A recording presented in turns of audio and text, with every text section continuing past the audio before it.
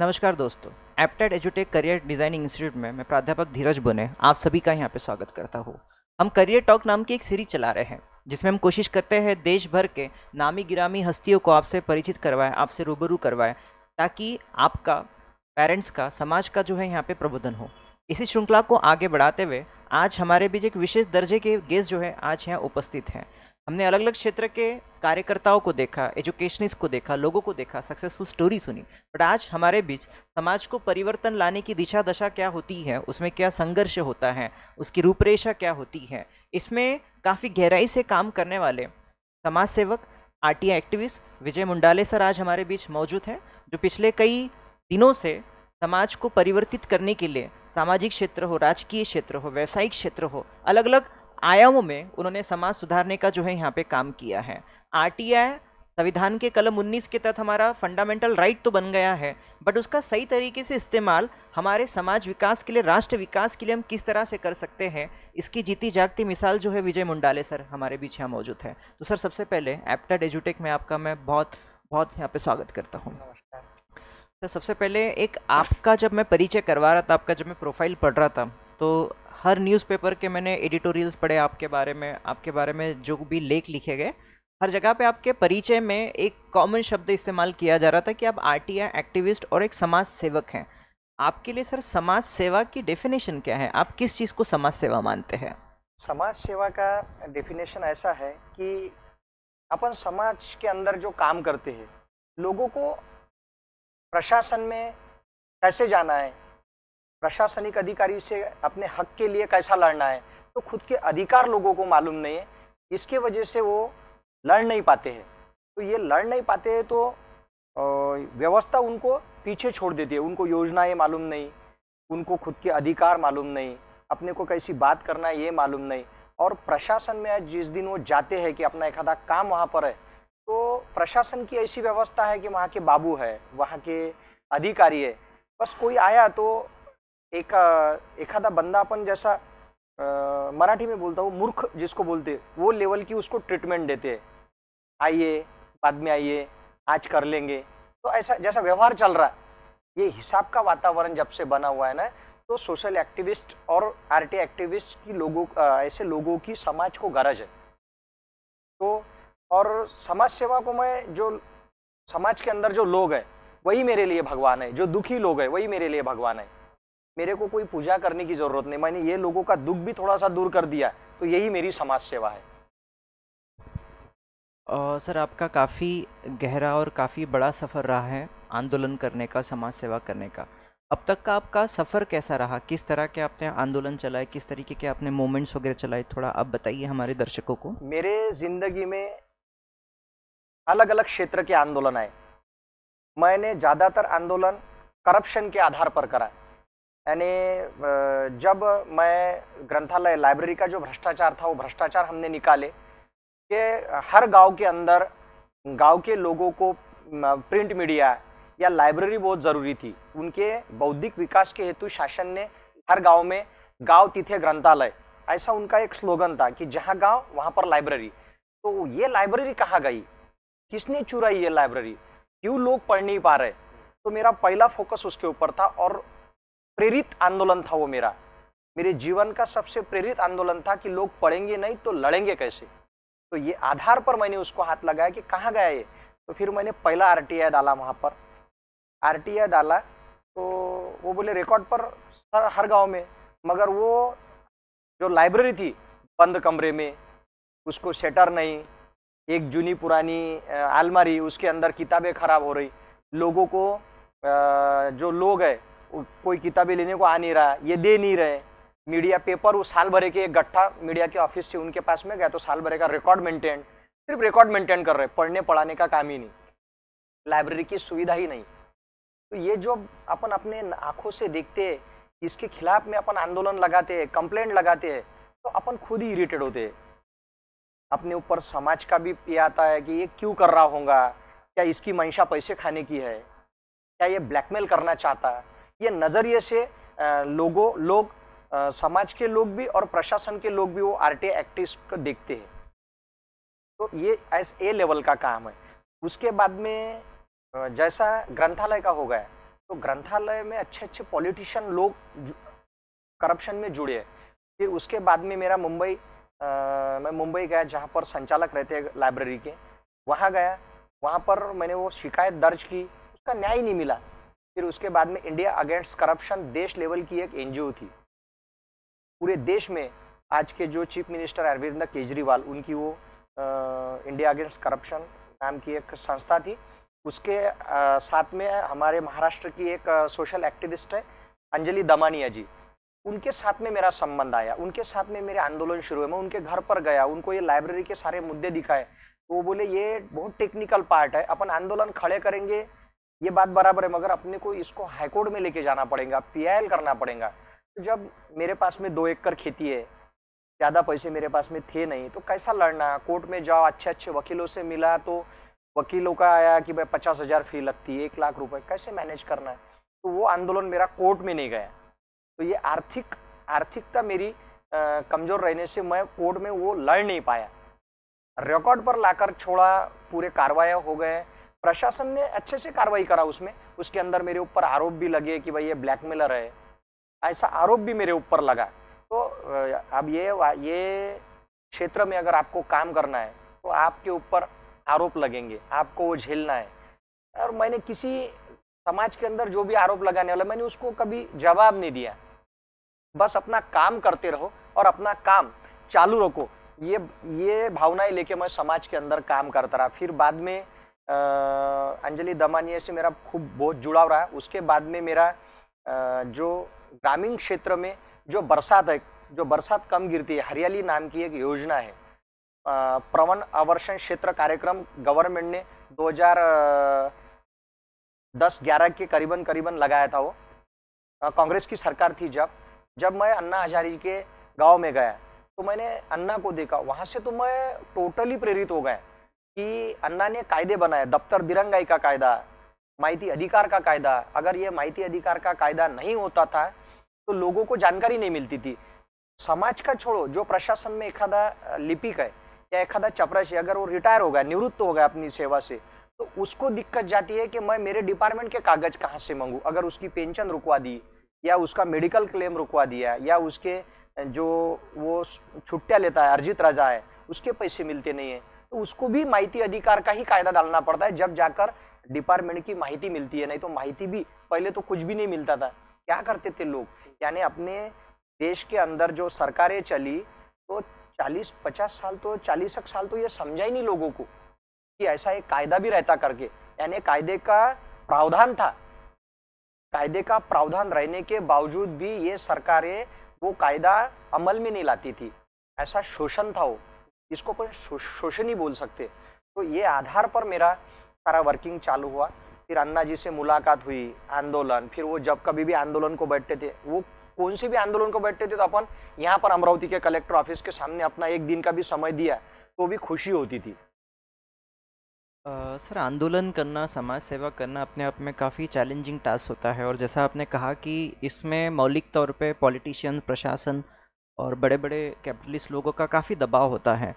तो ये सब आंदोलन की आपकी जर्नी में कभी ऐसा हुआ है, आपके ऊपर कभी ऐसा कुछ दबाव लाने की कोशिश की गई है, कोई बहुत बड़ा चैलेंज, कभी कभी जान से मारने की धमकी से लेके किस और तरह का नुकसान करने की कोशिश जो है, XY फैक्टर जो है करने की कोशिश करते हैं, तो कुछ ऐसा अनुभव आपके साथ आया है? ऐसे अनुभव मेरे जीवन में 2 प्रकरण में आए।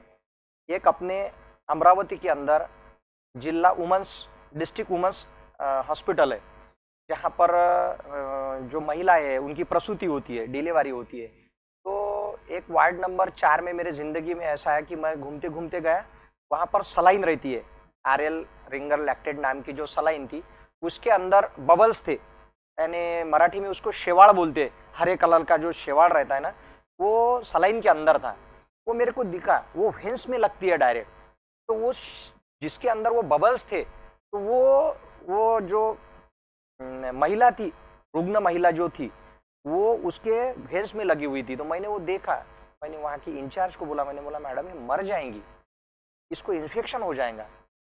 तो बोले ये चलता है, बोले कोई प्रॉब्लम नहीं है। बोले वहाँ के इंचार्ज बोल रहे। मैंने वो सलाइन निकाला, जबरदस्ती उनके हाथ में से निकाला, और वो सलाइन लेके मैं अपने यहाँ के कृषि मंत्री थे और अमरावती जिले के पालक मंत्री थे डॉक्टर राधाकृष्ण विखे पाटिल जी। तो खरीफ की आढावा बैठक थी, धूप का समय था, वो धूप काला था, मई महीने का। तो मैं वहाँ पर गया, मीटिंग हो गई खत्म, डिविजनल कमिश्नर थे, 5 जिले के कलेक्टर थे, पुलिस कमिश्नर थे वहाँ पर, शायद वो टाइम में मंडलिक साहब थे पुलिस कमिश्नर। वहाँ पर गया और मैंने कृषि मंत्री यहाँ के पालक मंत्री को दिया कि मैंने बोला सर इसमें ऐसे ऐसे बबल्स है, हजारों लोग मर जाएंगे या इन्फेक्टेड हो जाएंगे। तो वो उनके ख्याल में आने के बाद में उन्होंने इंस्टेंट उसके डिस्ट्रिक्ट प्रशासन को आदेश दिए कि जाओ ये देखो और वो जो स्टॉक है उसको सीज करो। तो लाखों बॉटल ऐसी थी, इंदौर की कंपनी थी, लाखों बॉटल ऐसी थी कि वो सीज हो गई।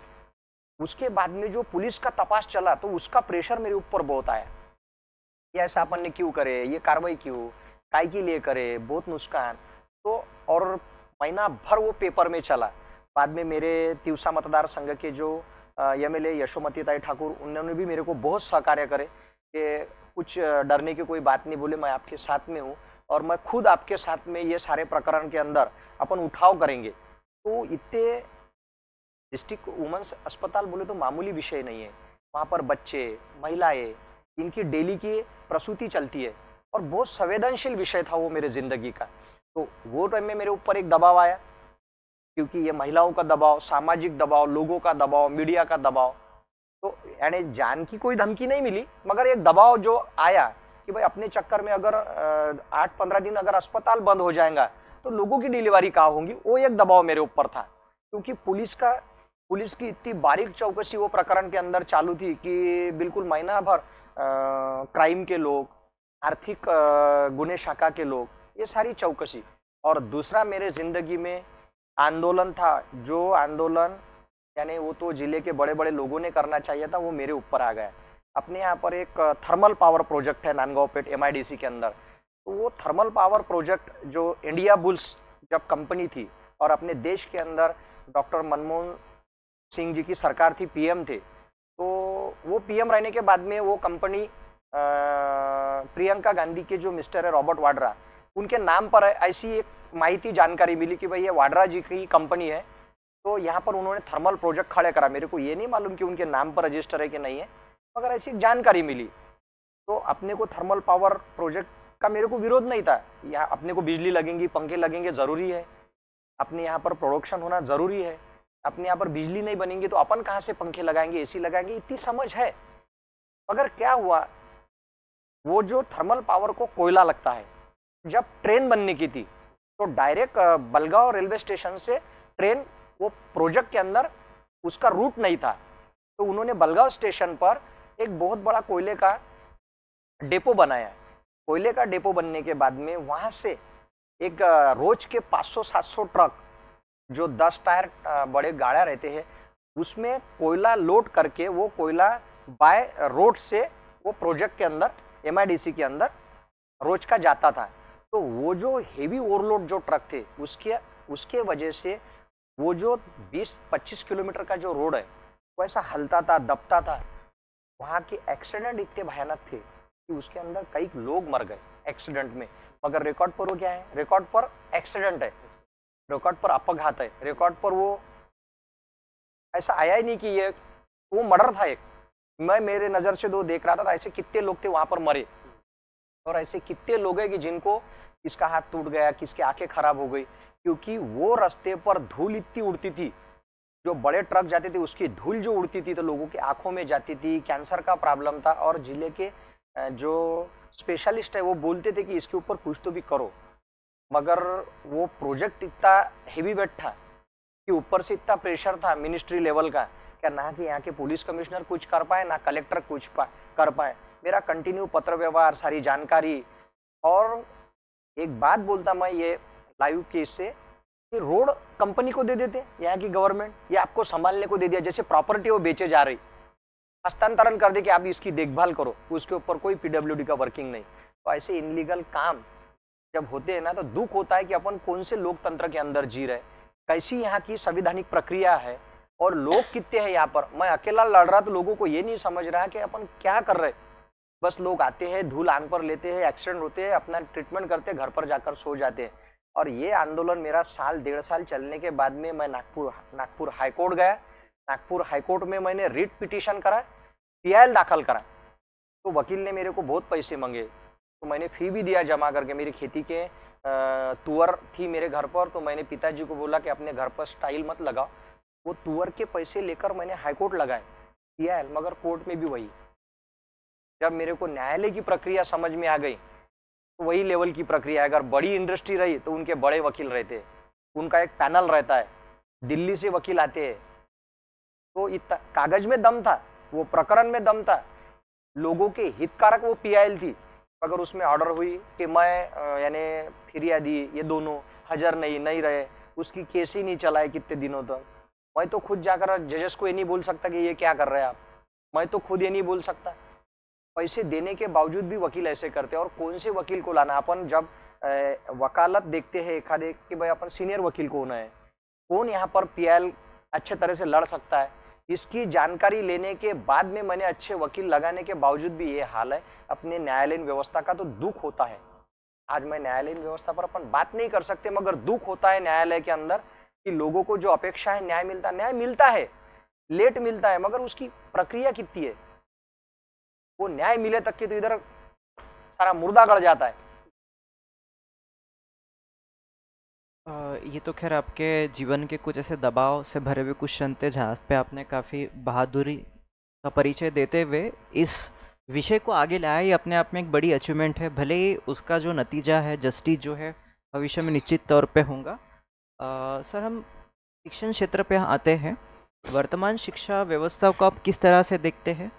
किस तरह की योजनाएं सरकार चला रही है? आप इससे सहमत है, असहमत है? और अगर इसको और अच्छा हम बनाना चाहते हैं तो किस तरीके के शैक्षणिक परिवर्तन जो है आप आने वाले भविष्य में देखना चाहते हैं? एजुकेशन का विषय ऐसा होगा कि मैं दोनों सरकारों पर आता, कांग्रेस की जो नीति थी वो भी और आज की जो नीति है वो भी, विदाउट सरकारों के हिसाब से ये चलेंगी नहीं। सरकार की जो पॉलिसी रहेंगी उसके आधार पर ही एजुकेशन रहेगा। तो पहले पीछे की जो सरकार थी, कांग्रेस की जो सरकार थी, जो 10-20 साल 50 साल सरकार थी, गांव में स्कूल थी, गांव में टीचर थे, मगर वो टीचर पढ़ाते थे जब अपना स्टेट बोर्ड था। स्टेट बोर्ड की पढ़ाई बहुत मास्टर पढ़ाई थी। वो जो टीचर थे पढ़ाने वाले, उनकी मराठी सर्व शिक्षा अभियान ये बहुत लाभदायक था। मगर जब दुनिया बदलती है, दुनिया साइंस टेक्नोलॉजी पर चलती है, तो वो पढ़ाई का धोरण भी बदलना बहुत ज़रूरी था, जो पॉलिसी उन्होंने स्वीकार नहीं करे यहाँ के गवर्नमेंट ने। क्योंकि अगर अपने को शेयर मार्केट आ गया है, शेयर मार्केट की पढ़ाई है, तो अपने को अगर इजराइल, अमेरिका, फ्रांस, चाइना, अगर इनको अपने को साथ में अगर अपन अपने यहाँ के देश में बोलते कि अपन महासत्ता बनने वाले, तो विदाउट एजुकेशन ये होगा नहीं। बिजनेस से अपन महासत्ता नहीं बनेंगे। जो बेस है अपने लोगों का, तो वो पढ़ाई जो गवर्नमेंट ने वो लेवल की जो पढ़ाई देना था, उसमें टोटली दोनों गवर्नमेंट फेल चली गई। आज की भी कंडीशन वैसी है। समाज के 5% लोग सीबीएसई और आईसीएसई में पढ़ रहे। लोगों को अभी तक आईसीएसई का सिलेबस क्या है अच्छे अच्छे लोगों को मालूम नहीं। 10% लोगों को सिर्फ मालूम है। 90% लोगों को एजुकेशन की शिक्षा कहाँ से कैसी लेना ये मालूम नहीं है। और उसमें इतनी दिक्कतें हैं, फिर ट्यूशन, उसके अंदर फिर भ्रष्टाचार चालू हो गए। यानी जो पढ़ाई स्कूल के अंदर होना है वो पढ़ाई मिलती नहीं, तो बाहर प्राइवेट ट्यूशन लगाना पड़ता है, एकेडमी है, तो उसके अंदर भी एक नया करप्शंस पैदा हुआ है देश के अंदर। तो ये शिक्षा की सारी व्यवस्था है, व्यवस्थाओं में लोग अटके हुए हैं, गुते हुए हैं। सर, समाज सेवा करने वाले बहुत से राष्ट्रीय स्तर के नेता आपने देखे हैं। अरविंद केजरीवाल जी अपने आप में, कुमार विश्वास जी, ये सब जो बड़े नेता हैं, मेजोरिटी आपसे या सभी पार्टियों से, इन्होंने इंडिया अगेंस्ट करप्शन मूवमेंट चालू किया था 2012 के करीब करीब। आज के डेट में ये सभी राजनीति में सक्रिय हो गए। कन्हैया कुमार जी भी अगर आप जेएनयू से देखेंगे, वो भी एक एक्टिविस्ट के तौर पे ही काम कर रहे थे, वो भी आज के डेट में कांग्रेस में ज्वाइन हो गए हैं। तो क्या आपकी कुछ ऐसी अभिलाषा है कि आप आपके समाज सेवा के स्तर को बड़े स्तर पर ले जाने के लिए किसी राजकीय पक्ष से जुड़ के परिवर्तन लाना चाहेंगे? क्योंकि राजकीय पक्ष भी अपने आप में समाज परिवर्तन का, लोगों के हित करने का माध्यम है। संवैधानिक तल पे अगर हम देखें, वास्तविक तौर पे जो हो रहा है वो अलग बात है, बट देखा जाए तो संवैधानिक तौर पे राजकीय पक्ष की ये भूमिका है। तो आप उसको सकारात्मक तौर पे देखते हैं या फिर आप किस तरीके से देखते हैं इस अपॉर्चुनिटी को? मैं राजनीति को सकारात्मक तौर पर ही देखता हूँ, मगर राजनीति में दो विचारधारा है। जैसा कांग्रेस पक्ष की विचारधारा, फुले शाहू अम्बेडकर एक डाबी विचार सरणी जिसको बोलते लेफ्ट विचार सरणी, वो आधार पर है। और जो यहाँ के बीजेपी है, सेना है, उनसे जुड़ी हुई जो पार्टियां है, उनकी विचारधारा एक राइट विचार सरणी जिसको बोलते उजवी विचार सरणी, उसके आधार पर है। तो ये धर्म के राजनीति के अंदर जो ये पार्टियां गुती हुई है, इनके चक्कर में डेवलपमेंट नहीं हो रही। मेरे को खुद ऐसा लगता है कि मैं एखादा चुनाव लड़ूं, मगर जातिवाद बहुत बड़ा है। जो जो स्टेट के अंदर जो जो जातियाँ बड़ी है या प्रभावशाली है, वही लोगों को, उनको अगर उसमें की समझ नहीं रहने के बावजूद भी उनको टिकट दी जाती है। अगर मेरे को चुनाव में इंटरेस्ट है, मेरे को थोड़ी देर के लिए कांग्रेस पक्ष पसंद है, यानी अच्छा लगता है कि कुछ ना कुछ एकदम से नैरेटिव नहीं है, वो लोग संभाल के लेके चलते हैं, तो कांग्रेस पक्ष की विचारधारा मेरे को थोड़ी अच्छी लगती है। और उसके बाद में जो केजरीवाल जी का पक्ष है, जो नया पक्ष बना हुआ है, वो मेरा आइकॉन था कि ऐसा लगता है कि शिक्षा, पानी, बिजली, शिक्षा का जो मुद्दा है वो अगर देश के अंदर किसी पार्टी ने रखा है तो वो आम आदमी पार्टी ने रखा है।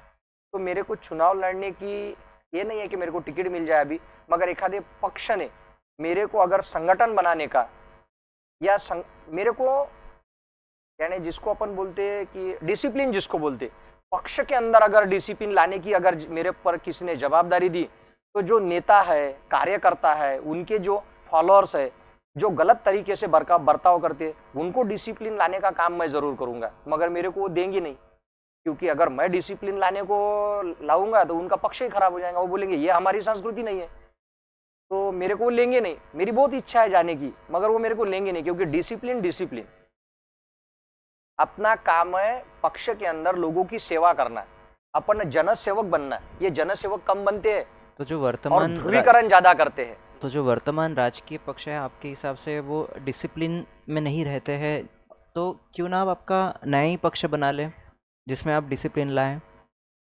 मेरा नया पक्ष मैं इसके लिए नहीं बना पाता क्योंकि लोग जो है, लोग वो मेंटेलिटी की नहीं है।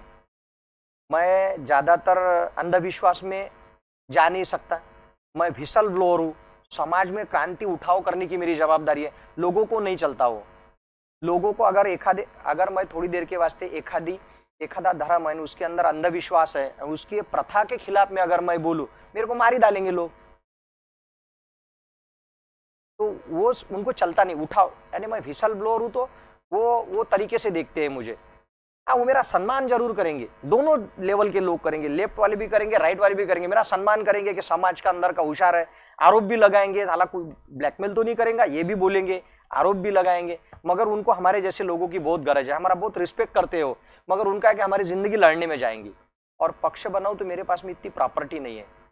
मेरे पास में अगर उतना फाउंडेशन, अगर लोगों ने बोला कि आप एखादा पक्ष करो, तो मैं लोगों को वही पक्ष बना के दूंगा पूरे महाराष्ट्र के अंदर, जैसा केजरीवाल जी ने दिल्ली में बनाया। मेरे पास में अगर उतना इंफ्रास्ट्रक्चर उन्होंने खड़े कर दिया लोगों ने कि अपन भाई सोशल मूवमेंट में चल रहा है, एखादा पक्ष बना के एखादे को, तो मैं डिसिप्लिन वाला पक्ष बनाऊंगा, बिल्कुल डिसिप्लिन। जनसेवक है, जनसेवक ही रहेगा।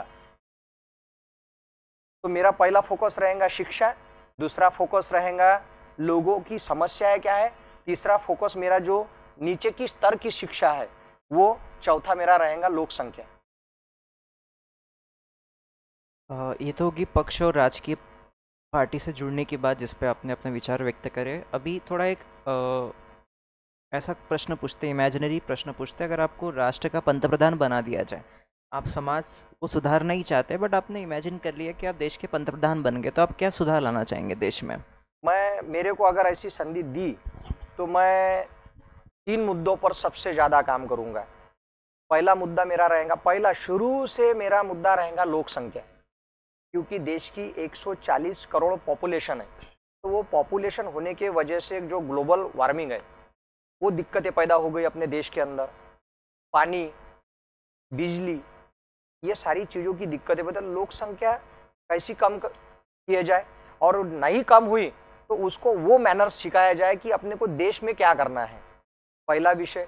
दूसरा रहेगा एजुकेशन में कंपलसरी कर दूंगा, एक ही पैटर्न का, जो पैटर्न पूरे विश्व के अंदर चल रहा वो कंपलसरी, चाहे वो ये देश का हिंदू हो, बौद्ध हो, मुसलमान हो, ईसाई हो, कोई भी हो, एक ही पैटर्न की पढ़ाई मैं लागू कर दूंगा, उसका कायदा बना लूंगा और उसकी वो सख्ती का कायदा बनाऊंगा मैं। अगर उसने वो फॉलो नहीं करा तो उसको पनिशमेंट मिलेगी, वो जेल में जाएगा, उसको यहाँ पर जिंदगी जीने का अधिकार नहीं है। वो आईसीएससी में वो पढ़ेगा ही, और वो पढ़ने के बाद में सेल्फ डिफेंस, जैसा चाइना में होता है, जैसा इजराइल में होता है, कि यहाँ ये देश का जो भी नागरिक रहेगा उसको सेल्फ डिफेंस, अपना देश और अपनी सुरक्षा और देश की सुरक्षा, इसके लिए मैं बहुत संवेदनशील हूँ, इसके लिए मैं कोई कॉम्प्रोमाइज नहीं करूँगा। तुमच्या बोलण्यातून जे तळमळता जे दिसली आहे त्याच्यातून असंही लक्षात येते की राजकारणच नाही तर जे प्रशासन आहे त्या प्रशासनाला सुद्धा धडा शिकवण्याची ती वेळ आलेली आहे। जशा प्रकारे तुम्ही प्रशासनाबद्दल किंवा राजकारणाबद्दल जी भूमिका या ठिकाणी मांडलेली आहे आणि त्या भूमिकेतून मला जे काही आपले स्वातंत्र्य मिळवण्यासाठी ज्या लोकांनी मराठी असो किंवा गुजराती असो किंवा संपूर्ण भारतातले ज्याप्रमाणे त्या लोकांनी संपूर्ण आयुष्य त्यांनी वेचलेलं आहे, त्यांनी पैशाला महत्त्व न देता गरीबातील गरीब जे काही आहेत किंवा ज्यांना बहुजन म्हटल्या जातात, तर बहुजनांना सर्व अधिकार मिळाले पाहिजे, कायद्याच्या स्वरूपात त्यांना सर्व गोष्टी मिळाल्या पाहिजेत।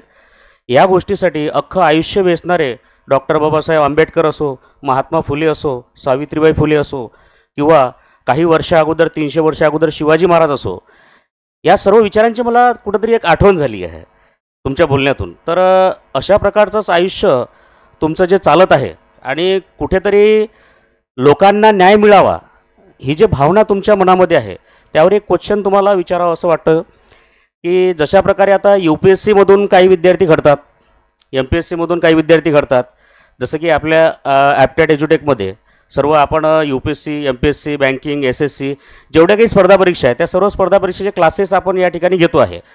आता ज्या प्रकारे तुम्ही माहिती दिली की एखाद्या ऑफिसमध्ये ज्यावेळेस सर्वसामान्य व्यक्ती जातो त्याचा एक प्रॉब्लेम घेऊन जातो की अशा प्रकारचा प्रॉब्लेम आहे आणि त्याला जशा प्रकारे त्रास दिला जातो त्यावर जे तुम्ही सांगितलेलं आहे की त्यांना जर न्याय नाही मिळाला तर अशा लोकांना न्याय मिळवून देण्याचं काम आमचं आहे, बरोबर आहे। मग मला एक प्रश्न पडला की UPSCमध्ये किंवा MPSCमध्ये किंवा हे जे स्टेट लेवलच्या सेंटर लेवलच्या जे एवढ्या मोठ्या एक्झाम असतात, एवढ्या मोठा त्याचा सिलेबस असतो, जो UPSCमधून अधिकारी घडतो, IAS अधिकारी घडतो, IPS अधिकारी घडतो, त्याला तर संपूर्ण भारताचा संपूर्ण जगाचा इतिहास, भूगोल, राज्यशास्त्र, अर्थशास्त्र हे सर्व त्याला माहीत असते, त्याला राजकारण माहीत असते, त्याला अर्थकारण माहीत असते। मग तरीसुद्धा तो त्या पदावर गेल्याच्या नंतर त्याला हे सर्वसामान्यांचे प्रश्न सोडवण्यामध्ये काय इंटरेस्ट राहत नाही, याचं मला तुमच्याकडून असं प्रॉपर एक तुमचं उत्तर पाहिजे सर। त्यातला म्हणजे त्याचं उत्तर आपण असं देऊ शकतो की आपल्या इथे आता ॲज इट इज जे कोणी कलेक्टर आहे तर ते कलेक्टर आहे किंवा इथे पोलीस कमिशनर आहे, ते IAS अधिकारी आहे, त्यांची खूप इच्छा असते समाजासाठी काम करायची, त्यांना तो अभ्यास असतो की आपण काय केलं पाहिजे, काय नाही केलं पाहिजे।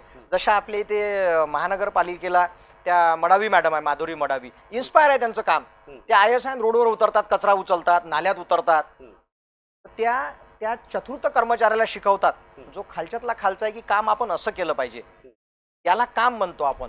परंतु हे जे वरचे IAS अधिकारी आहे हे जेव्हा त्या खुर्चीवरती बसतात तर असंख्य टेबलवरून, असंख्य विभागातून खालून प्रक्रिया असते एखादी फाईल जाण्याची, ते कलेक्टरला माहीतच नाही की ते कुठं कुठं अडते। एखादा व्यक्ती अर्ज देता देता देता देता तो म्हणजे पंचायत समिती, नंतर जिल्हा परिषद नंतर कलेक्टर, असं करता करता त्याला खूप वेळ त्याचा निघून जाते। ज्या गोष्टीसाठी कायदा आहे, या देशामध्ये सेवा हमी कायदा लागू आहे, परंतु राजकारणाचा दबाव आणि कलेक्टरची मानसिकता, एक कलेक्टर काहीच करू शकणार नाही, त्याच्याकडे कितीही तो इन्स्पायर असला की मी सगळंच काम करून टाकतो, तो काहीच करू शकत नाही, त्याला या सिस्टमचा दबाव झेलावा लागते। तो जो IAS अधिकारी आहे तो स्वतःच्या मतानं काही करू शकत नाही, कारण विशेष प्रकारच्या अडचणी त्याच्या अवतालभोवताल असते। त्याच्या ऑफिसमधला साधा त्यांचा PA असते की नाही, तो साहेबाला 4-4 वेळा म्हणते, साहेब थोडं थांबून जा, हे असा एक शब्द टाकू का बा, कारण कधी कधी त्या IAS लोकांना, आता इथलं जर समजा मराठीची भाषा आहे त्यांना हे समजत नाही की मराठीचे कोणते शब्द टाकल्यानं काय होते, अशाही प्रकारच्या अडचणी एका IAS अधिकाऱ्यासमोर येते। म्हणून ही सगळी व्यवस्था थांबून जाते आणि मग आमच्यासारख्या लोकांना तिथं वारंवार लागते का या प्रकरणामध्ये आपल्या इथे दिरंगाई होत आहे, आपले लोक दिरंगाई करत आहे, हे आपल्याला कलेक्टरला सांगावं लागते का तुमच्या डिपार्टमेंटमध्ये मोठ्या प्रमाणाची दिरंगाई आहे, आणि एवढं सांगूनही कलेक्टर त्याच्यावरती ॲक्शन घेण्यासाठी थांबतात, ते ॲक्शन घेत नाही. सेवा हमी कायद्याचं पालन अंमलबजावणी ते लोक करत नाही. तर ही सगळ्यात मोठी पोकळी आहे. म्हणजे राजकारण, आय एस अधिकारी, त्यांच्या अंडरची व्यवस्था आणि मग समाजातले लोक, या घटकात ती सगळं अटकलेलं एक हे आहे. म्हणजे एक चक्र झाले म्हणू शकतो आपण, त्या चक्रात हे सगळा न्याय अटकलाय. ज्या पद्धतीने तो अभ्यास करून त्या पदापर्यंत पोहोचतो, परंतु त्याच्यापर्यंत ते खूप उशिरा पोचते. लोकांच्या ज्या समस्या आहेत ते खूप उशिरा पोचते. आणि जर ते त्याला खूप असं दिरंगाई होत असेल किंवा वेळ लागत असेल, तर तशा सर्वसामान्यांच्या अडचणी तुम्ही प्रशासनापर्यंत किंवा राजकीय पक्षापर्यंत, राजकीय नेत्यापर्यंत पोहोचवण्याचं हे जे तुम्ही एक महत्त्वाचं काम करत आहे, एक दुवा म्हणून तुम्ही एक काम करत आहे, तर ते खरोखरच एक आदरणीय काम आहे. आणि आणखी एक असं विचारायचं आहे सर, की जसं बाबासाहेबांनी, डॉक्टर बाबासाहेब आंबेडकर राज्यघटनेचे शिल्पकार यांनी अशा प्रकारे म्हटलेलं आहे की आपली जी राज्यघटना आहे ही राज्यघटना खूप सुंदर आहे, खूप अशी विस्तृत आहे. एवढी मोठी विस्तृत राज्यघटना संपूर्ण जगामध्ये नाही. परंतु ही राज्यघटना जे भारतामध्ये आपण लिहून तयार केलेली आहे, जर त्या देशातले लोक जर त्याला चालवणारे नसेल तर हे एवढी मोठी राज्यघटना काहीच कामाची नाही. बरोबर आहे? बिलकुल बरोबर आहे. त्यामध्ये जर आपण पाहिलं की सर्वच गोष्टी दिलेल्या आहेत, सर्वांना अधिकार मिळेल अशा गोष्टी दिलेल्या आहे. बरोबर आहे. परंतु त्या लोकांपर्यंत कशा माध्यमाने पोहोचेल की शिक्षणाच्या माध्यमातून. बरोबर. मग कुठेतरी शिक्षणामध्ये ज्या प्रकारचं शिक्षण विद्यार्थ्यांपर्यंत पोहोचते आहे, बरोबर, हायटेक एज्युकेशनची आज आवश्यकता आहे. ज्यावेळेस तो विद्यार्थी जिल्हा परिषद शाळेमधून निघतो आणि ज्यावेळेस तो स्पर्धेच्या युगामध्ये येतो, तो टिकूच शकत नाही. कारण त्याला माहीतच नसते की CBSE पॅटर्न काय आहे, ICSE पॅटर्न काय आहे. तर यावर जे तुमचं मत आहे की आपण त्या लोकांपर्यंत कशा प्रकारे पोहोचू किंवा त्या लोकांना कशा प्रकारे जागृत करू. भारतामध्ये 142 कोटी लोकसंख्या आहे आणि सर्व लोकांपर्यंत हे एज्युकेशन पोहोचूनच नाही राहिलं. 80 ते 90% लोक आजही स्टेट बोर्ड किंवा CBSE मध्ये शिकत आहेत. आणि नो प्रॉब्लेम, शिक्षण हे लहान किंवा मोठं कधीच नसते. परंतु ज्यावेळेस स्टेट बोर्डचा विद्यार्थी बाहेर पडतो, मग बाहेर पडल्याच्या नंतर त्याला एज्युकेशनमध्ये खूप प्रॉब्लेम जातात, स्पर्धेमध्ये खूप प्रॉब्लेम जातात. जी एक्झाम 6 महिन्यात निघायला पाहिजे त्याला 12 वर्ष लागतात, 10 वर्ष लागतात. काही विद्यार्थी डिप्रेसमध्ये जातात, सुसाईड करतात. मग त्यांना हे माहीतच नसते की स्टेट बोर्ड आणि CBSEचं एज्युकेशन आहे किंवा गाव पातळीपर्यंत हे एज्युकेशन आपण कसं पोहोचू शकू. यावर तुमचं काय मत आहे? यावरचं असा विषय आहे की आता माझं सुद्धा काही CBSE किंवा ICSE झालं नाही. मी सुद्धा एक साधारण स्टेट बोर्डचा विद्यार्थी आहे आणि मला उच्च शिक्षणापर्यंत या आंदोलनाची किंवा या सोशल मुवमेंटची एक म्हणजे आवड निर्माण झाल्याच्या आणि माझं शिक्षणावरचं सुद्धा लक्ष कमी झालं. तर माझं या चळवळीमध्ये ग्रॅज्युएशन बॅक राहिलं. परंतु मला ग्रॅज्युएशन झालं पाहिजे बा हे कधी वाटलंच नाही. कारण माझा दैनंदिन संबंध ज्यांचं ग्रॅज्युएशन झालं, ज्यांचं PG झालं, ज्यांचं PhD झालं, यांच्याशी माझा दरडे संबंध आला. आणि प्रशासनात मला हे समजायला आलं की आपण यांना जर शिकून राहिलो, यांना जर कायदा सांगून राहिलो, तर कायदा सांगण्याची वृत्ती शिकणे महत्त्वाचं आहे, तो अनुभव शिकणे महत्त्वाचं आहे. तर मी जीवनाचा खरा अनुभव काय आहे, खरं शिक्षण काय ते शिकलो. परंतु हे माझ्या एकट्याच्यानं होणार नाही. मी शिकलो म्हणून प्रत्येकाला तो न्याय भेटन असं होणार नाही. कारण इथली शिक्षण व्यवस्था आज बदलणे फार गरजेचं आहे. असंख्य हिंदू धर्माच्या याच्यातही काही अंधश्रद्धा पसरलेल्या आहे, त्याच्यात ते शिक्षण राहून राहिलं. म्हणजे वेगळ्याच याच्यात बा ते लोक गुंतले राहतात. काही बौद्ध समाजामध्ये अशाच प्रकारची यंत्रणा आहे की ते शिक्षणापासून वंचित राहतात, जे एकदम दुर्बल घटकातले लोक आहे. आणि त्यांच्यासाठी सुद्धा आदिवासी समाजाचं तर प्रचंड शोषण आहे. त्यांच्यासाठी निवासी आश्रम शाळा आहे, परंतु त्यांचं तिथे शिक्षणच नाही आहे. ट्रायबल एरियात जसं आपली इथं मेलघाट आहे, काय शिक्षण देणार आहे तिथे शिक्षकच नाही आहे त्या क्वालिटीचे. तशाच प्रकारची व्यवस्था मुस्लिम समाजामध्ये आहे. त्यांच्या उर्दू स्कूलमध्ये 12वी वाला टीचर असते. तर तो जो टीचर आहे तो काय शिकवणार आहे, त्याच्याकडून आपण काय अपेक्षा करणार आहोत. त्याला ICSEचा सिलेबस माहीत आहे का, त्यांना CBSE कळतं का. जग जर त्या मागं लागलं असेल, जगामध्ये जर तशी व्यवस्था असेल, तर ती व्यवस्था इथल्या स्तरावर राबवण्याची जबाबदारी इथल्या केंद्रीय सरकारची आहे. आणि ती पॉलिसी निर्माण करणे फार महत्त्वाची आहे. जशी एक पॉलिसी आली होती की 1 नेशन 1 कॅटेगरी, या आधारावर बा आपण पुढचं काही काम करू, देशामध्ये अशा प्रकारचं काम करू. तर 1 नेशन 1 कॅटेगरी सारखं 1 नेशन 1 स्टुडंट, तो कोणाच्याही घरातला असो, तो मुस्लिम, बौद्ध, हिंदू कोणाच्याही घरातला असो, त्याला त्याच लेवलची शिक्षा, समान शिक्षा तर मला असं वाटतं की माझ्या आयुष्यामध्ये जर कोणता कायदा व्हावा तर समान शिक्षेच्या कायद्याची मागणी या लाईव्हच्या माध्यमातून किंवा या इंटरव्ह्यूच्या माध्यमातून मला आज म्हणजे मागायची आहे. मी कोणा याला नाही, पण या माध्यमातून समान शिक्षा कायदा हा निर्माण झाला पाहिजे. आणि तोही समान शिक्षा कायदा हा म्हणजे जगात जे शिक्षण चालतं ते शिक्षणाची अंमलबजावणी इथे झालं पाहिजे आणि बाकीचं शिक्षण बंद झालं पाहिजे. एकच शिक्षण म्हणजे पर्टिक्युलर लोकांना इथं ट्रॅफिकचे नियम समजत नाही. मी काही दिवसापूर्वी अमरावती शहरामध्ये दाखवलं की PI सांगतात डावीकडून वळा, उजवीकडून वळा. आता डावीकडून उजवीकडून वळाचं जर आपल्या इथल्या लोकांना सांगावं लागेल तर आपण आर्थिक महासत्ता जे सांगतो की आपण आर्थिक महासत्ता आहो, तर आपण तिथं कुठे आहो? इथे वाहतूक कर्मचारी असतात, 200 रुपयाचं चालन फाडतात, पण त्यांचा दबाव त्या लोकांवरती नसते का? ट्रॅफिक व्यवस्था कशी आहे? आता साधा दैनंदिन लोकांच्या संबंधातली व्यवस्था हे दळणवळणाशी निगडीत आहे. गाड्या, मार्केट, भाजीपाला, कापूस, संत्रा, इथे आलेलं प्लॅस्टिक, शाळेचे पुस्तकं, खतं, शेतकऱ्यांसाठी लागणारं हे सगळं दळणवळणाचं माध्यम आहे. जर आपल्या इथं दळणवळणाचे एवढे प्रॉब्लेम असेल तर मग आता त्याला काय द्यावं आपण? समान शिक्षा आणि उच्च शिक्षा. हां, मला त्या समान शिक्षेवरच बोलायचं आहे सर, की जसं आता आपण पाहतो की गावोगावी जे काही खेडेगाव आहे, ठीक आहे, आपला जे ग्रामगीतेमध्ये आपण पाहतो की गावाहून देशाची परीक्षा. राष्ट्रसंत तुकडोजी महाराजांनी खूप चांगल्या प्रकारे त्यांच्या अभंगामध्ये म्हटलेलं आहे की गावाहूनही देशाची परीक्षा, गावाची भंगता अवदशा येईल देशा. तर त्या प्रकारे जे तुम्ही आता विचारांच्या माध्यमातून सांगितलेलं आहे की समान शिक्षा, मग एक किस्सा आठवतो की जसं मुख्यमंत्री एकनाथ शिंदे साहेब यांनी संपूर्ण महाराष्ट्रामध्ये लाडकी बहीण योजना चालवली आहे. 1500 रुपये ते प्रत्येक महिलेला देत आहे. त्या 1500 रुपयांची यांना आवश्यकता नाही आहे. यांना आवश्यकता आहे ते समान शिक्षणाची.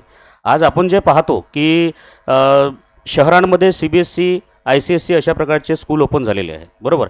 परंतु खेड्यामध्ये आजही सरकारच्या जिल्हा परिषद सरकारी शाळा आहेत, बरोबर. मग सरकारी शाळांमध्ये जो सिलेबस शिकवला जातो तो स्टेट बोर्ड आहे, मराठी माध्यम आहे. तिथं धड ना सेमी इंग्लिश आहे ना फुल त्यांना इंग्लिशमध्ये. आणि पुढे ज्यावेळेस ते सिटीमध्ये वगैरे करिअर बनायला निघतात, कोणाला नेता बनायचं असेल, कोणाला काही मोठा अधिकारी बनायचं असेल, तर त्याला खूप त्रास घ्यावा लागतो, खूप स्ट्रगल असते त्याचं. जर आपण गावाखेड्यांमध्ये आपण महाराष्ट्रामध्ये प्रत्येक स्त्रीला जर आपण 1500 रुपये देऊ शकतो, ते न देता जर आपण प्रत्येक स्कूलमध्ये CBSE, त्यानंतर ICSE आणि स्टेट बोर्ड हे जर सर्व एज्युकेशन पुरवलं तर त्यामुळे काय होईल की हा समान शिक्षा एक कायदा तयार होईल, बरोबर आहे. म्हणजे त्याच्यामध्ये कॉम्पिटिशन जे आहे ते मग कॉम्पिटिशन राहील की जो अभ्यास करेल तो पुढे जाईल, त्याच्यामध्ये भेदभाव होणार नाही. आज भेदभाव असा होत आहे की काही श्रीमंत लोकांनी CBSE, ICSE स्कूल ओपन केलेलं आहे, प्रायव्हेट स्कूल आहे. परंतु गव्हर्नमेंटने जर त्या शिक्षणाला सर्व समान शिक्षा अभियान म्हणून जर राबवलं की गरीबातला गरीब हा सरकारी शाळेमध्ये CBSE, ICSE आणि स्टेट बोर्ड हे तिन्ही प्रकारचं एज्युकेशन चांगल्या क्वालिटीचं जर देता आलं, जशा प्रकारे दिल्लीमध्ये आपण पाहतो की एक शिकलेला व्यक्ती ज्यावेळेस राजकारण हाती घेतो, IRS पदाचा राजीनामा देतो अरविंद केजरीवाल, आणि शिक्षेमध्ये एवढं मोठं क्रांती घडून आणतो, बरोबर आहे. तर तशा प्रकारचं महाराष्ट्राचं सरकार करू शकत नाही का? यांना काही बंधनं आहेत का? याच्यावर तुमचं काय म्हणणं आहे? याच्यावरती बंधन नाही. म्हणजे आता आपण मागचे मुख्यमंत्री बघितले तर फार चिकित्सक मुख्यमंत्री म्हणून मी देवेंद्र फडणवीसांकडे बघतो. म्हणजे प्रशासनाचा खरा अंकुश ठेवणे. परंतु काय असते, जेव्हा राजकारण करताना किंवा एका जबाबदार पदावर बसताना त्यांना त्यांच्या मतानं वागता येत नाही. कारण त्यांचं पद हे 288 आमदाराच्या सभागृहातल्या सदस्यांच्या आधारावर असतं, बहुमतावर असतं. त्या बहुमताचा दबाव यांच्यावर असल्याच्यानं त्यांना ते काम करता येत नाही. त्याच्यानंतर उद्धवजी ठाकरे आहे, ते बसले, त्यांचं थोडं भावनिक काम होतं. आपण भावनाप्रधान म्हणजे त्यांना मुख्यमंत्री म्हणू शकतो. आताचे सध्याचे जे मुख्यमंत्री आहेत एकनाथजी शिंदे खऱ्या अर्थाने एकदम वर्किंग आहे. म्हणजे एक साधारण माणूस मुख्यमंत्र्याला तातडीनं भेटतो. साधा माणूस म्हणून त्यांच्याकडे पाहण्याची एक हे आहे. त्यांची योजना खूप चांगली आहे. म्हणजे आजच्या याच्यात शिक्षणाचा पाया आपल्याला 30 वर्ष लागेल बनवायला. 10 वर्ष त्याला चांगलं शिक्षण दिल्यावर आपण त्याला काय देऊ. पण आजची परिस्थिती अशी आहे का ज्या महिला आहे, काही महिलांना फार अडचणी असतात, तर त्यांना हा फुल नाही फुलाची पाकळी त्यांच्या आयुष्यामध्ये आधार असतो. काही माणसं अशी असतात की दारू पितात, दळण्याची सोय नसते, तर त्या 3000 रुपयात, त्या 1500 रुपयात त्यांना जो एक आधार असतो, तर ही एक सामाजिक योजना आहे. ती खराब आहे आपण असं म्हणता येणार नाही. सामाजिक योजना आहे ती. बरं, या योजनेमधून काही म्हणजे ज्या प्रकारे तुम्ही सांगितलं, हे महिलांना एक आधार आहे की राजकारण आहे? नाही, लोक त्याच्यावरती राजकारण करतील, लोक त्याच्यावरती टीका टिप्पणी करतील, चुकीची योजना म्हणून म्हणतील. मी त्याला चुकीचं म्हणणार नाही.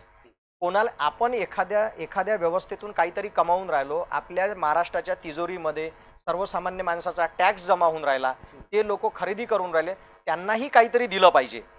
ही एक एक चैन आहे, ही एक सामाजिक जबाबदारी आहे. आणि मुख्यमंत्री लाडली बहीण योजना ही बा चुकीची आहे किंवा ती राजकारणाचं प्रलोभन आहे, मी असं अजिबात म्हणणार नाही. विरोधकांनी त्याच्यावर टीका करू नये. ती योजना याच्यापेक्षाही कशी प्रभावशाली तयार होईल, परंतु जितके पैसे शिंदे सरकार वाटून राहिलं, तितक्या पैशाचा रेव्हेन्यू जनरेट होतो का, तितक्या पैशाचा रेव्हेन्यू आपल्या महाराष्ट्राच्या गव्हर्नमेंटच्या तिजोरीमध्ये आहे का, याचा अभ्यास त्यांनी करायला पाहिजे. नाही तर मग काय होईल, आपण इकडे वाटू आणि तिजोरी खाली होईल आणि नवीनच एक संकट आपल्या महाराष्ट्रावरती उभं होईल. तर या संकटाची त्यांना जाणीव असली पाहिजे. म्हणून नाही तर ती योजना काही अशी चुकीची नाही आहे, खूप चांगला आहे. उलट एखादं खूप वर्षानंतर, म्हणजे इथे 70-72 वर्षानंतर एक असा मुख्यमंत्री आला की ज्याच्या काळामध्ये ही योजना कार्यान्वित झाली. म्हणून मी तर माझं म्हणजे एक सोशल ॲक्टिव्हिस्ट म्हणून मी तर एक शालूट म्हणून एकनाथ शिंदे साहेबांकडे बघेल. किंवा काही असो, महिलांना काहीतरी देण्याचा प्रयत्न त्यांनी केला आणि विरोधक त्यांच्यावरती मार टीका करतात. असलं पृथ्वीराज चव्हाण खूप चांगले मुख्यमंत्री होते. पृथ्वीराज चव्हाण नंतर देवेंद्र फडणवीस हे एकदम म्हणजे उच्च दर्जाचे आणि कसोटीबाज कसा एखादा खेळाडू असते तसा एक आता त्यांच्यावरती आरोपला, पक्ष फोडले, न्यू फोडले, गरीब माणसाला त्रास नाही झाला. कोणची ईडी आजही मला नाही वाटत, इथं थोडं शिक्षणाचं प्रमाण कमी जरी असलं, एखादी ईडी बा कधी कोण्या मुस्लिम माणसाच्या, साधारण माणसाच्या मागं लागली? कधीच नाही. ईडी कोणाच्या मागं लागली? ज्याच्याकडे चिक्कार पैसे आहे, त्यांना मोठ्या प्रमाणातला भ्रष्टाचार केला, त्याच्याच घरी ईडी गेली. परंतु काही विरोधी पक्षाच्या लोकांनी त्यांच्यावरती असा आरोप केला की अरे ही ईडी लागली, हे संविधान धोक्यात आहे, ते मतं EVM खराब आहे. आता कुठं गेलं मग हे इलेक्शन होतं तर? म्हणजे मी काही BJPचा समर्थक नाही, परंतु काही निर्णय जर घ्यायचे असतील, काही लोकांमध्ये जर कौशल्य असेल तर आपल्याला ते मानावं लागेल. आपल्या महाराष्ट्रामध्ये सुसंस्कृत राजकारणी आणि प्रशासकीय पकड असणारे मुख्यमंत्री म्हणून मी देवेंद्र फडणवीसाकडे बघतो. आणि एकनाथ शिंदे साहेब हे लोकांमधले मुख्यमंत्री आहे. कोणत्याच प्रकारचा अहंकार न ठेवता प्रत्येक माणसाला भेटणे. तर एवढ्यानंतर, एवढ्या कितीतरी महाराष्ट्राचे मुख्यमंत्री निघाल्यानंतर एकनाथ शिंदेसारखा माणूस आपल्या महाराष्ट्राला भेटला आहे. काही चुका होत असतील, प्रशासन आहे, हे महाराष्ट्र आहे, हे चालवणं, आपल्याला घर चालवता येत नाही. मी इथे बसलो आहे, माझी मुलाखत आहे, तुम्ही मला प्रश्न विचारा, पण माझ्याही घरात खूप अडचणी आहे. मी माझं घर बॅलन्स नाही करू शकत. जेव्हा माझ्या घरात अशा प्रश्न उभे होतात तेव्हा मला समजत नाही आता कसं करावं. म्हणून एकटा माणूस बुद्धिजीवी असल्यानं पुरं घर बुद्धिजीवी होत असते असं होत नाही. एकटा माणूस बुद्धिजीवी आहे म्हणून पूर्ण मंत्रिमंडळ तसं वागेल किंवा तसं बुद्धिजीवी पुरा महाराष्ट्र त्याला साथ देईल असं होत नाही. ह्या गोष्टी चालत असतात, हे आपण केल्या पाहिजे. चला, बढिया. तर सर, आता तुम्ही ज्या प्रकारे सर्व प्रश्नांची खूप चांगल्या प्रकारे एक समाधानकारक सर्व उत्तरे दिलेली आहेत. शेवटी आपल्या सर्व महाराष्ट्रातल्या, पूर्ण भारतामधल्या मुलांना तुम्हाला काय संदेश द्यायचा आहे आजच्या इंटरव्ह्यूमधून, ते तुम्ही द्यावं. आजचा आपल्या ह्या ॲपटॉप अकॅडमीमध्ये जे मला म्हणजे करिअर टॉक म्हणून जी आज तुम्ही मला जी संधी दिली, माझ्यातलं जे कौशल्य बघून तुम्ही मला ही संधी दिली. आपल्या इथे MPSC UPSCचे विद्यार्थी शिकतात. मला त्यांना एवढंच म्हणायचं आहे की शिक्षणामध्ये कधी कधी नैराश्य येते शेवट. कारण वयाचं 30-35 वर्ष अभ्यासामध्ये जातं, लग्नाचं वय होतं. लग्नाचं वय झाल्यावर घरातले लोक शिक्षणाला पैसे लावू लावू थकून जातात आणि जेव्हा त्याला नोकरी लागत नाही, जेव्हा तो एखाद्या इंटरव्ह्यूमध्ये किंवा एखाद्या परीक्षेमध्ये जेव्हा तो कटून जातो, म्हणजे तो त्या स्पर्धेतून बाहेर निघतो, तेव्हा त्याच्यावरती मानसिक आघात होतो की आता कसं बा. अशा वेळी म्हणजे त्या विद्यार्थ्यांना माझं असं म्हणणं आहे, नाही आपण लागलो, त्यांनी आमच्याकडे बघावं. त्यांनी मेधा पाटकर सारखे, अण्णा हजारेजी सारखे, किंवा मी एवढा मोठा नाही आहे, मी एक मी साधारण व्यक्ती आहे. माझ्या कुटुंबामध्ये 2 एकर अल्पभूधारक शेतकरी आहो मी. 2 एकर जमीन ती मला आजोबांकडून मिळाली. मला शेतीचा थोडाफार छंद होता. नंतर मी तो माझ्या एकूण शक्य नाही झाला तर मी थोडं शेती सोडून आता दुसरीकडे वळतं झालो होतं. माणसाच्या आयुष्यामध्ये शिक्षणात अंतिम घटकावर शिक्षण आपण घेत जेव्हा 15-20 वर्षानंतर जेव्हा आपण अंतिम स्टेजवर असतो आणि तेव्हा कधी आपल्याला जर एखादा प्लॅटफॉर्म मिळाला नाही, तेव्हा नैराश्य ठेवू नये. तेव्हा संघर्षाच्या भावना आपल्यात कशा येतील, तर त्यांनी हे जे महापुरुष आहे, हे जे समाजामधले RTI ॲक्टिव्हिस्ट आहे, यांच्याकडे बघावं. यांच्याकडून त्यांनी प्रेरणा घ्यावं की बा आता आपण काय केलं पाहिजे, तर प्रशासनासोबत भांडलं पाहिजे, त्याच्यातून काही उद्योग निर्मिती केली पाहिजे. विविध शासनाच्या योजना आहेत, शासनामध्ये एवढ्या योजना आहेत की त्याच्या शिक्षणाचा उपयोग त्याला करता येते. म्हणजे नोकरीचा मार्ग जर आपला थांबला तर नोकरीचा मार्ग थांबल्यानंतर आपल्या आयुष्यामध्ये समाजकारण आणि व्यवसाय अशा दोन गोष्टीकडे जर त्यांनी बघलं, दोन गोष्टीकडे जर त्यांनी त्यांचा वाला व्ह्यू तयार केला की आपल्याला आता या गोष्टीकडे बघायचं आहे आणि तिथून जर त्यांनी सुरुवात केली तर त्यांच्या आयुष्यातलं नैराश्य निघून जाईल. स्पर्धेतून कटलो म्हणून पुन्हा स्पर्धेत यायचं नाही. खूप दिवस शिक्षण निघून जातं, वय होऊन जातं. व्यवसाय आणि समाजकारण सेटल झाल्यावर तर नंतरही अजून 5-7 वर्षानंतर शिक्षण सोडता येत नाही. पुन्हा नंतर शिक्षणाकडे यावं आणि पुन्हा शिक्षण घ्यावं. शिक्षण हे आयुष्यामध्ये मरेपर्यंत आहे. डिग्र्या ह्या मरेपर्यंत घेता येतात आणि आयुष्याच्या शेवटच्या घटकापर्यंत माणसाला शिकता येते. बस एवढं त्यांनी आमचं बोलणं लक्षात ठेवावं की आपल्याला मरेपर्यंत शिकता येतं. आजच बा आपण त्याच्या मागे धावलो पाहिजे, आजच सगळं मला मिळालं पाहिजे ही भावना न ठेवता जिथून आपल्या शिक्षणात अडचणी आल्या, काही परिस्थिती अनुकूल नसली, तिथून त्यांनी शिकावं नंतर.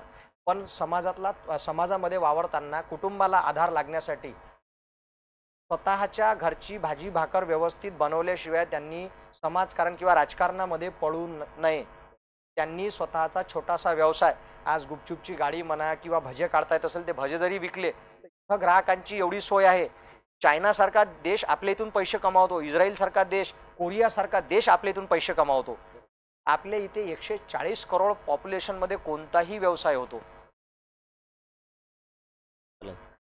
खूप चांगल्या प्रकारे विद्यार्थ्यांना तुम्ही मार्गदर्शन केलेलं आहे की जर तुम्हाला एखाद्या क्षेत्रामध्ये जर अपयश येत असेल आणि तुम्ही खचून न जाता ज्या प्रकारे मार्ग सांगितलेले आहे सरांनी आपल्याला की समाजसुधारक आहे त्यांच्या पावलावर पाऊल देऊन चला, तुम्हाला कोणता बिझनेस टाकता येतो, म्हणजे खूप सारे मार्ग तुम्हाला या ठिकाणी मोकळे आहेत. आपला हा खूप मोठा देश आहे, खूप मोठ्या लोकसंख्येचा देश आहे, खूप मोठे अपॉर्च्युनिटीज आपल्या देशामध्ये आहे. आपल्या देशासारखं जे वातावरण आहे किंवा संस्कृती आहे ते कोणत्याच देशामध्ये तुम्हाला दिसणार नाही. अशा प्रकारचं खूप मोलाचं मार्गदर्शन आज आपल्याला श्री विजयराव वासुदेवराव मुंडाले यांनी आपल्याला मोठ्या प्रमाणात एक मार्गदर्शन केलेलं आहे. आणि आज त्यांच्याकडे वेळ पण नव्हता, परंतु वेळातला वेळ काढून त्यांनी या ठिकाणी ज्या प्रकारे सर्व प्रश्नांची उत्तरे दिली त्या प्रकारे त्यांचं मी मनापासून खूप खूप अभिनंदन करतो. धन्यवाद सर.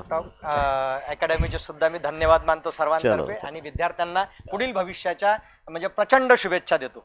धन्यवाद सर.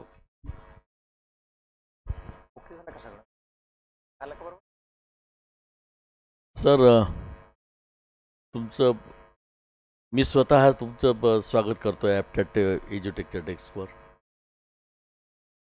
तुम्ही आलात आज, आम्हाला चान्स दिला तुमच्याशी चर्चा करण्याचा. आत्ता माझ्यापूर्वी गजानन सर, धीरज सर आपल्याशी जे काही चर्चा केली ती फार प्रभावी चर्चा झाली आहे आणि तुम्ही पण छानपैकी त्याचे अनेक उत्तरं दिली आहेत, अनेक तुमचे मतंसुद्धा मांडलेले आहेत. मला फक्त तुम्हाला एक विचारायचं आहे की जेव्हा तुम्ही त्या RTI सेक्टरमध्ये आलात का RTIसाठी यामध्ये आपण काम करायला पाहिजे, तर तसं जर बघितलं तर RTI सेक्टर इतकं सोपं नाही आहे आणि सेफ पण नाही आहे. दुश्मन खूप तयार होतात. तुम्ही चांगल्या उद्देशाने जरी काम करत असलात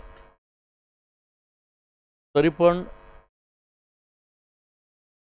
बदनाम करायला वेळ लागत नाही, कारण सर्वच लोक काही सारखे असतील असाही भाग नाही आहे. म्हणून मी तुम्हाला विचारतोय की ही सर्व रिस्क घेऊन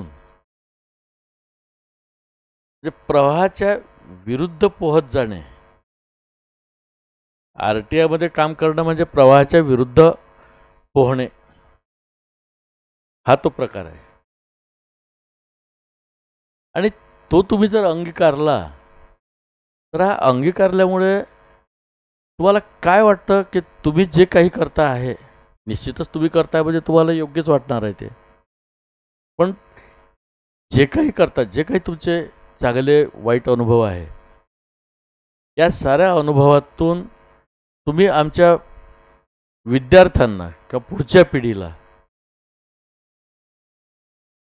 RTI सेक्टर म्हणूनच, म्हणजे या सेक्टरमध्ये काम कराच हे नाही, पण त्यांनी ज्यांना हा सेक्टर आवडतो किंवा ज्यांना ही आवड असते महत्त्वाचं आहे, आणि ज्यांना ही आवड आहे त्या विद्यार्थ्यांनी या प्रवाहात यायचं. यासाठी तुम्ही काय त्या विद्यार्थ्यांना मार्गदर्शन कराल की जेणेकरून ते विद्यार्थी या प्रवाहात येण्यासाठी प्रवृत्त होतील? कारण हा जो प्रवाह आहे RTI सेक्टरचा, अगदी जसं पत्रकारिता आहे, एक त्याला आपण 4th पिलर म्हणतोय, तसा हा 5th पिलर आहे. मी तर असं म्हणेल की 4 पिलर हे 4 कोपऱ्यावर असतात. हा महापिलर आहे जो सेंटरमध्ये असतो. जेव्हा 4ही कोपऱ्यावरचे 4ही पिलर तरडी जरी असेल, पण जर आता बिईंग म्हणजे मी स्वतः सिव्हिल इंजिनियर, पण जर का त्यावर रेस्ट होत असलेला जो स्लॅब आहे टाकलेला,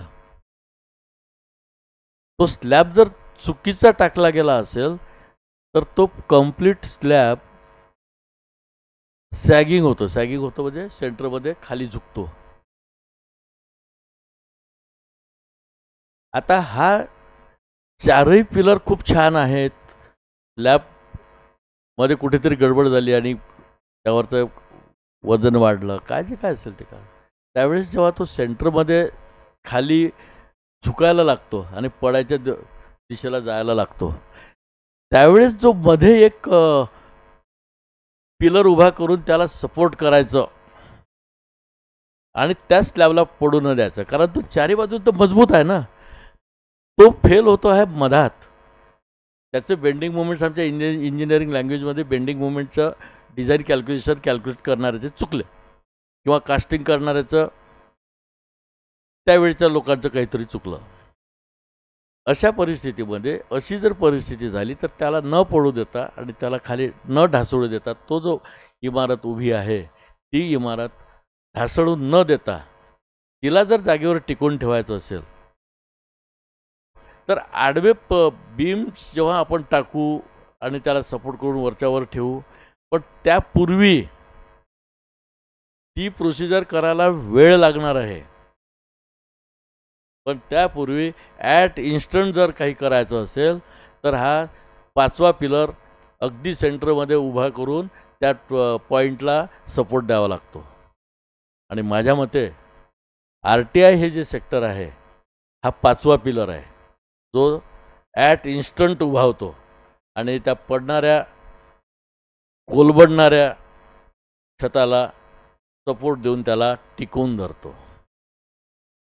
तर मला तुमच्याकडून जाणून घ्यायचं आहे आणि आमच्या विद्यार्थी मित्रांसाठी, विद्यार्थ्यांच्या पालकवर्गासाठी असं काही तुमच्या मधल्या ज्या भावना असतील त्या मला तुमच्याकडून जाणून घ्यायचं आहे. आपला प्रश्न फार सुंदर होता आणि समाजाचं सगळ्यात महत्त्वाचा कणा होता हा प्रश्न. म्हणजे हा प्रश्न म्हणजे इतका म्हणजे वेदनादायी आहे आणि इतका उत्साही आहे याच्यात. हा RTI असा आहे की आपल्या जेव्हा अकॅडमीतून MPSC UPSCचे विद्यार्थी जाईल आणि IAS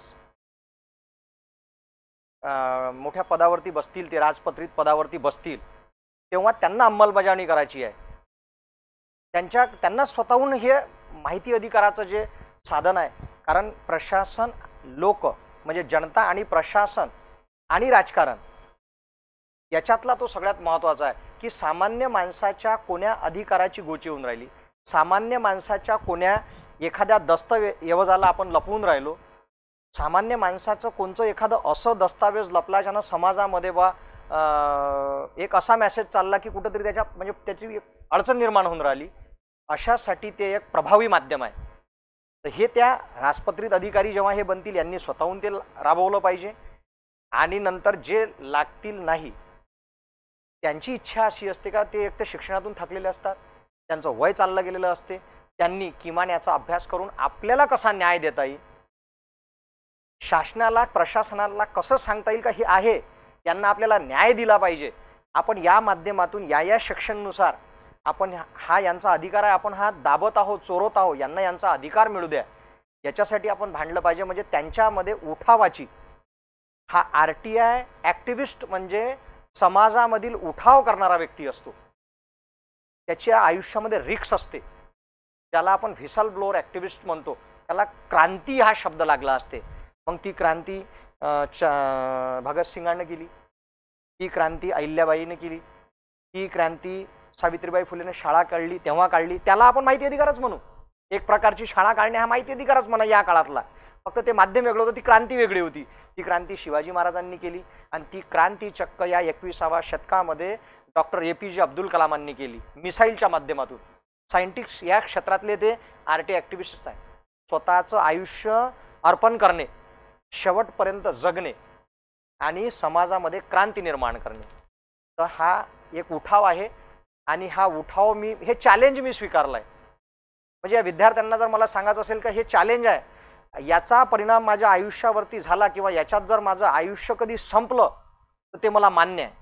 कारण मी माझ्या आयुष्याला एक क्रांती म्हणून जगण्याचं माझं धोरण ठेवलं आहे. मरेपर्यंत मी अशी कोण्या ना कोण्या क्षेत्रात क्रांती केली पाहिजे.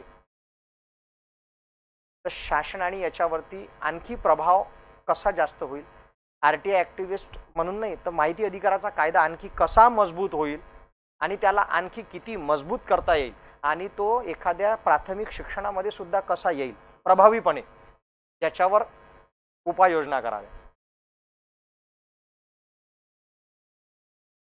थँक्यू. तुम्ही छान विश्लेषण दिलं आहे आणि तुम्ही हा 5वा स्तंभ असाच अबाधितपणे राखून धरायचा आणि पुढे तुमच्या भविष्यामध्ये तुम्ही खूप मोठं कुठेतरी या बाबतीमध्ये पद भूषवाल अशा मी तुम्हाला शुभेच्छा देतो. खूप खूप धन्यवाद ॲक्टअप अकॅडमीचे आणि माझ्यासुद्धा इथं तमाम विद्यार्थ्यांना खूप खूप शुभेच्छा पुढील भविष्यासाठी की त्यांनी त्यांच्या आयुष्यामध्ये क्रांतीचा मार्ग निवडावा. अगदी बरोबर आहे. क्रांती ही हवीच, फक्त क्रांती ती रक्तरंजित नको.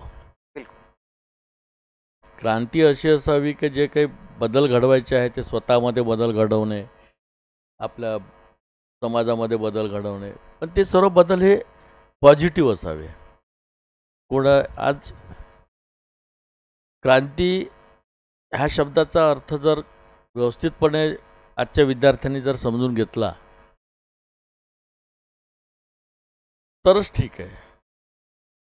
क्रांतीचा जर अनादर केला आहे, क्रांती शब्दाचा अनादर केला आणि त्याला वेगळं वळण दिलं तर देशाचे जे भलं व्हायच्याऐवजी वाईट पण होऊ शकतं. देशाचं होणे म्हणजे प्रत्येकाचं होणे हाच अर्थ त्यात अभिप्रेत आहे. क्रांती हवी, पण क्रांती ही रक्तरंजित नको. शांतपणे आपण आपले मांडायचं आणि त्यामधून घडवून आणायची ही कला अवगत व्हायला पाहिजे. या जगामध्ये प्रॅक्टिकल राहायला पाहिजे. नुसतं थेरॉटिकल राहून जग चालवता येत नाही, जग चालत नाही. प्रॅक्टिकल महत्त्वाची आहे. त्यामुळे तुम्ही जे बोललात क्रांतीचा विषय खूप छान आहे. त्याला फक्त आपण विद्यार्थ्यांना हेच सांगूया, थोडं मी तुमच्या शब्दामध्ये त्याची फोड करून दिली. अर्थात तुम्ही पण त्याच मार्गावर काम करतात आहे याचं कायदेशीर सकारात्मक अगदी कायदेशीर मार्गाचा उठाव त्यांच्या आयुष्यामध्ये आला पाहिजे. कायदेशीर मार्ग सोडू नये आणि कायदेशीर मार्ग धरूनच आपण आपलं कार्य करत राहावं. पुन्हा तुम्हाला एकदा माझ्या शुभेच्छा. खूप खूप धन्यवाद. आणि आपण आला तसेच पुन्हा येत राहा आणि आमच्या या संस्थेशी तुम्ही कायम जुळून राहावं अशी माझा तुम्हाला विनंती पण राहील. धन्यवाद.